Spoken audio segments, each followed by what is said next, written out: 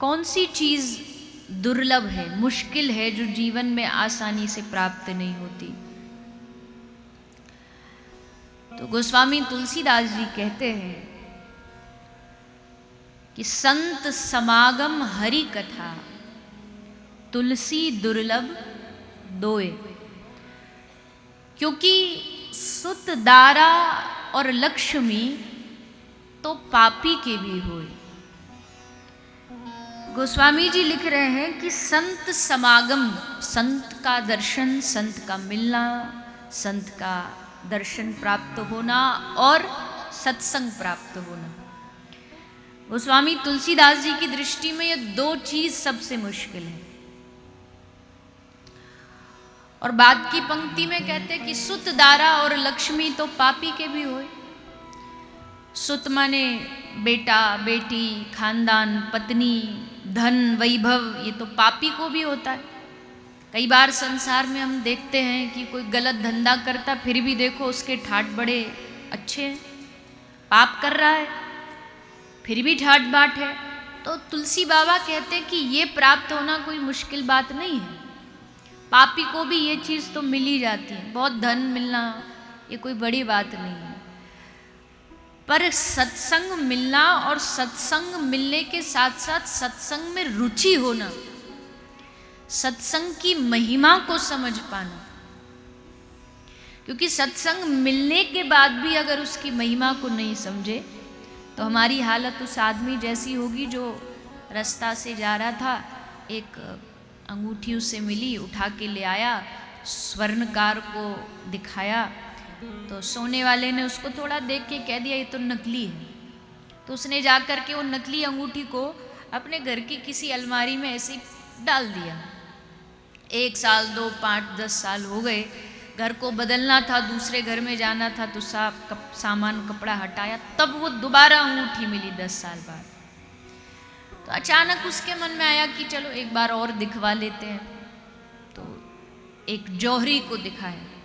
जौहरी ने जैसे उस अंगूठी को देखा तो बोला, अरे साहब, ये इतनी कीमती अंगूठी, ये इतनी कीमती हीरा आपको कहाँ से मिला? मेरे सारे दुकान में जितने हीरे भरे वो एक तरफ, ये अकेला एक तरफ।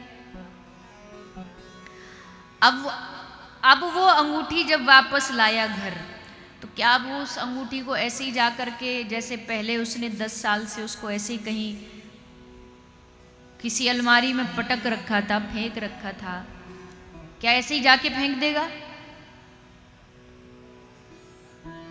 नहीं। अब उसके लिए बढ़िया इंतजाम, कोई चोरी ना हो जाए। लॉकर में भी एक मखमल का कपड़ा, उसके ऊपर हीरा। तो थी तो 10 साल से उसके पास, 10 साल से तो थी, पर उसकी महिमा नहीं पता था। अब जब उसकी वैल्यू पता लगी कि अजी हमारे पास तो इतना ये कीमती हीरा है, तो पूरा भाव बदल गया। ठीक वैसे ही सत्संग प्राप्त होना तो है मुश्किल, पर उस सत्संग को प्राप्त होने के साथ साथ उसकी महिमा पता लग जाए तो आनंद ही आनंद है। तो पहली चीज बाबा तुलसी कहते हैं सत्संग, दूसरा साधु संग, संत समागम, संतों का समागम, संतों का मिलना, एक वास्तविक सच्चे संत का दर्शन होना कलिकाल में ये बड़ा दुर्लभ है। और अगर आपको ये मिल गया है कि एक सच्चा संत आपके जीवन में है, आप उनको दर्शन कर पाते हैं, आप उनको प्रणाम कर पाते हैं, तो समझिए कि भगवान की आप पर अति कृपा है।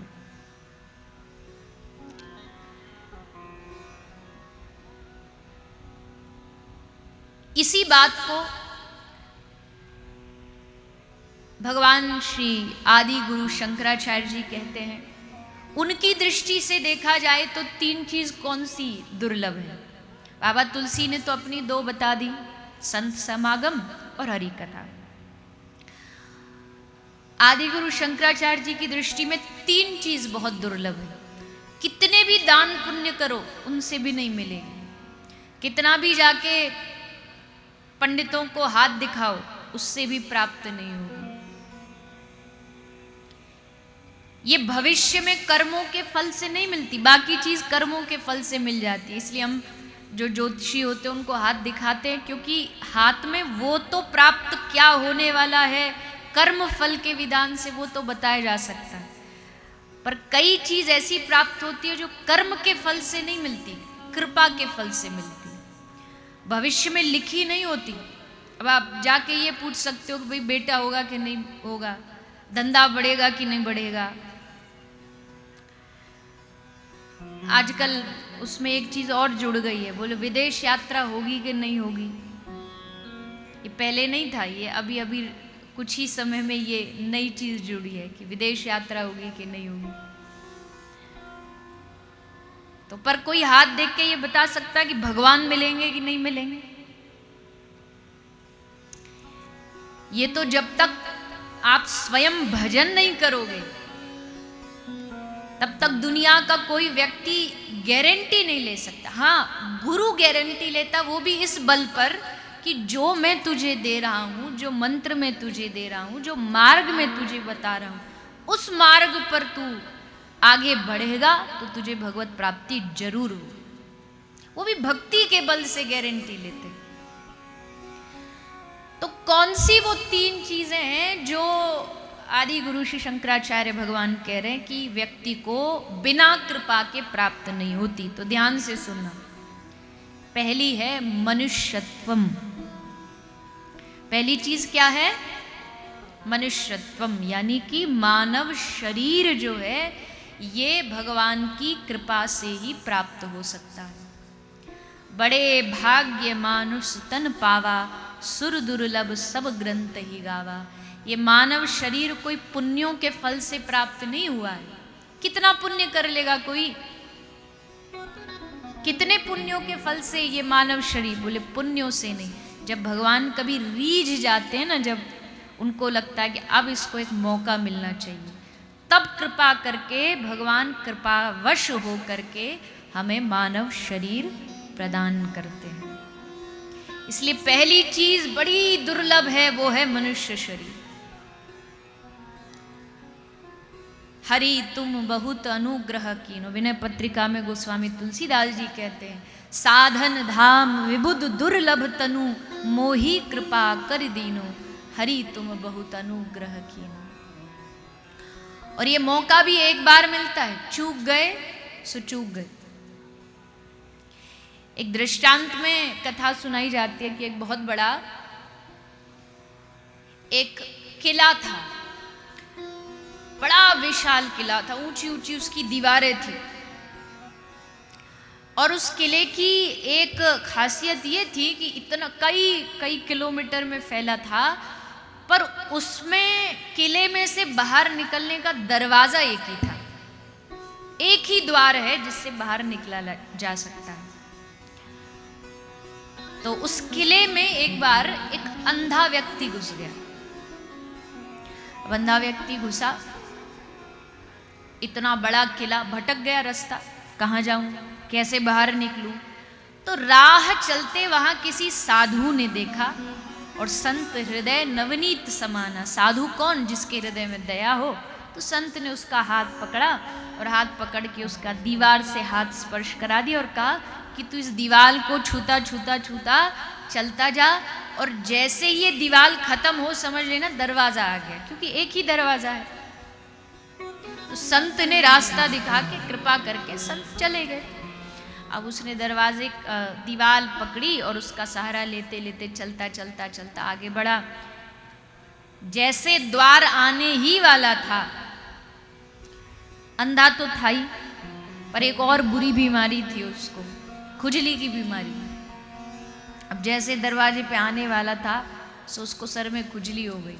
सो उसने हाथ दीवार से हटाया और उसको ऐसे खुजाते खुजाते आगे बढ़ गए। और जैसे आगे बढ़ा दरवाज़ा निकल गया, और जैसे उसने दोबारा हाथ लगाया तो फिर से दीवार आ गई। फिर दीवार के सहारे सहारे सहारे चलता चलता गया, चलता जैसे दरवाज़ा आने वाला था अब पाँव में खुजली हो गई। पैर खुजाते खुजाते फिर द्वार निकल गया, और इसी प्रकार वो उस किले में चक्कर लगाता रहा। अब मॉरल ऑफ द स्टोरी क्या है? कौन है वो अंधा व्यक्ति?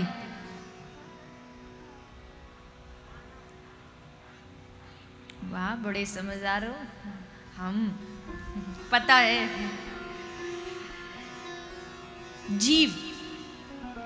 किला क्या है? 84 लाख योनियां। 84 लाख योनियों के इस किले में जीव भटक रहा है। कभी मानव, कभी पशु बना, कभी पक्षी बना, कभी जल जीव बना, कभी पेड़ बन के हजारों हजारों साल तक खड़े रहे। ये कोई हंसी की बात नहीं है, ये सच्चाई है। शास्त्र कह रहे हैं हम भूल गए हैं अपना भूतकाल। अगर याद होता तो हमें पता होता, लाखों लाखों वर्ष तक पर्वत बन के बैठे रहे। कभी वृक्ष बने, कभी कुछ बने, कभी कुछ बने। उस भटकाव में कृपा करके इस किले से बाहर निकलने का बस एक दरवाजा है, मानव योनि। भगवान ने कृपा करके वो मानव योनि हमें दे दी, लेकिन हमने क्या किया? खुजली, रोग। क्या रोग? जैसे किसी ने कहा ना कि चलो भैया कथा सुनाओ, आपके दमों में कथा हो रही है, तो अजी सुन तो लेते, पर मगर किंतु हमारा तो रिश्तेदार की बेटी का ब्याह है, वहां जाना ज्यादा जरूरी है। अब वो खुजली हुई, जैसे रोग हुआ, चूक गए, दरवाजा निकल गया। फिर भटकेंगे, फिर भटक के फिर भगवान कोई मौका देते, चलो वृंदावन चलो, कोई न्योता आया कि आ जाओ वृंदावन। फिर कोई ना कोई ऐसा रोग लग जाता है जिससे हम वो द्वार चूक जाते हैं, और ये भटकाव निरंतर ऐसे ही चलता रहता है। गुरु कृपा से ये द्वार, मानव मनुष्य जन्म रूपी द्वार मिल गया है, सत्संग रूपी द्वार मिल गया है। अब नहीं चूकना चाहिए। इस समय भी कोई चूक गया, उससे बड़ा अपराधी संसार में कोई नहीं हो सकता। जिसने इस मानव योनि को पाकर के भी हरि को न भजा। तुलसी बाबा कहते हैं, तिनते खर सूकर स्वान भले। उनसे बढ़िया तो खर जो सूकर है, पशु पक्षी है, हमसे अच्छे तो वो हैं, क्योंकि उनको तो भगवान ने जैसा जीवन दिया बेचारे वैसे जी रहे। इसलिए भगवान श्री आदि गुरु शंकराचार्य जी कहते, पहली चीज जो दुर्लभ है वो है मनुष्यत्वम। दूसरी चीज कौन सी दुर्लभ है? तो कहा मुमुक्षत्वम। मानव शरीर मिल जाना ये भगवान की कृपा है, पर अब दूसरा स्टेप है मन में मुक्ति की चाह, मुक्त होने की चाह मन में जागना बड़ा दुर्लभ है। संसार में आके संसार इतना बढ़िया लगने लगता कि लगता भगवान ये दुनिया छोड़ के अब तो जाए ही नहीं, यहीं रह जाएं। मुक्त होने की चाह ही नहीं है तो भगवान भी बेचारे क्या करें, कैसे मुक्त कराएं? पहले मुक्ति की मन में चाह तो हो, पहले मुक्त होना तो चाहें, तब तो भगवान कुछ कर पाएंगे। पर हमने तो इस जेल को ही अपना घर समझ लिया कि यही हमारा परमानेंट पता है। एक बार एक जेल था, तो उस जेल में राष्ट्रपति महोदय का, जो प्रेसिडेंट था देश का, उसका भाषण था, दौरा था। तो राष्ट्रपति महोदय आए, उन्होंने बढ़िया अपना 1-8 घंटे का भाषण दिया। अच्छे थे, बड़े स्वभाव के, बढ़िया थे। तो उन्होंने जेलर को कहा कि जेलर महोदय, हम एक एक कैदी से जाकर के आमने सामने मिलना चाहते हैं, उनसे पूछना चाहते हैं कोई उनको यहाँ तकलीफ तो नहीं, कोई कष्ट तो नहीं। तो जेलर राष्ट्रपति महोदय को एक एक के पास लेके जा रहे थे। पहले के पास गए, राष्ट्रपति महोदय ने पूछा कि भैया तुमको कुछ चाहिए, कोई परेशानी तो नहीं? बोले नहीं साहब, सब ठीक है, बढ़िया है, बस नहाने को एक बढ़िया सा लक्स साबुन मिल जाता तो मजे आ जाते। राष्ट्रपति ने तुरंत आज्ञा दी, इनको साबुन दिलाओ। अगले के पास गए, अगले वाले से पूछा तुमको कुछ? बोले महाराज ये कमरा थोड़ा सा गंदा हो रहा है, इसमें थोड़ा डेंट पेंट हो जाता तो चलो इसका कमरा साफ कराया जाए। अगले के पास तुझे क्या चाहिए? बोले खाने को 2 की जगह 4 रोटी मिल जाती तो खाना बढ़ा दिया गया। तुझे क्या चाहिए? बोले 2, 1 कंबल में ठंड नहीं रुकती, 2 कंबल मिल जाते तो। सब मांगते गए, ये देते गए। लास्ट कमरे में जब पहुंचे, अंतिम कैदी से पूछा तुझे क्या चाहिए? उसने हाथ जोड़ करके कहा साहब मैं कोई अपराधी नहीं हूँ, पापी नहीं हूँ, एक बार गलती से कुछ हुआ था जिसका दंड मैं आज तक भुगत रहा हूँ, पर बस हाथ जोड़ करके आपसे एक ही निवेदन करना चाहता हूँ, मुझे इस जेल से, इस कैद से मुक्त करा दीजिए। अब संविधान का ये नियम है कि राष्ट्रपति चाहे तो किसी की फांसी भी माफ कर सकता है। राष्ट्रपति महोदय ने उसकी आंखों में पश्चाताप देखा, तुरंत जेलर को आदेश दिया इसकी सजा माफ करके इसको अभी निकाल दिया जाए। राष्ट्रपति महोदय जेल से बाहर जाते उससे पहले ये मुक्त हो गए। मतलब समझ आया? नहीं समझे?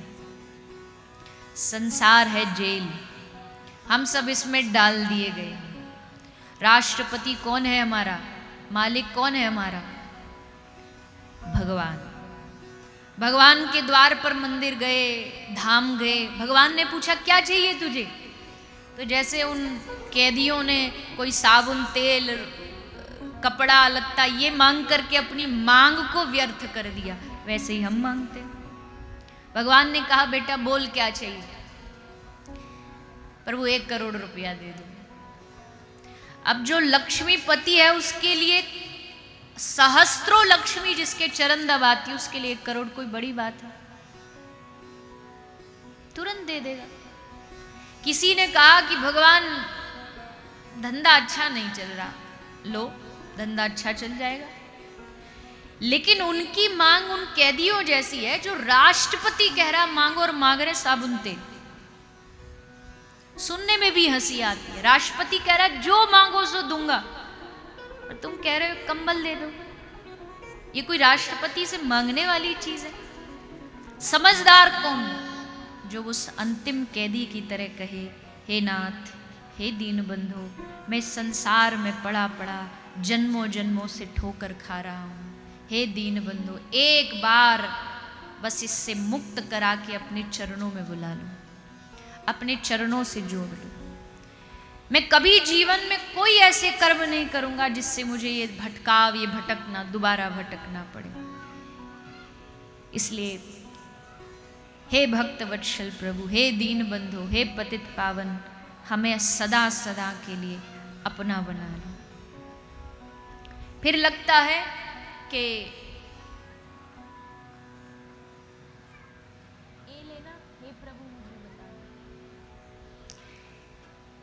उस कैदी के जैसे अपनी बुद्धि लगा करके, अपनी समझदारी लगा करके भगवान से ये मांगना चाहिए। अब मुक्ति का अर्थ क्या है? अब जो मैंने अभी कहा ना, भगवान के सामने जाके मुक्त होने की मांग करो। मुक्त मतलब क्या? मुक्ति क्या? हमारे मन में क्या है कि कोई स्वर्ग जैसा एक कोई स्थान होगा, वहां जो जो पहुंच जाते वो मुक्त हो जाते हैं। मुक्ति क्या है? जीते जी मन में किसी प्रकार की कोई कामना वासना बचे ना, समझो ये जीते जी मुक्ति है।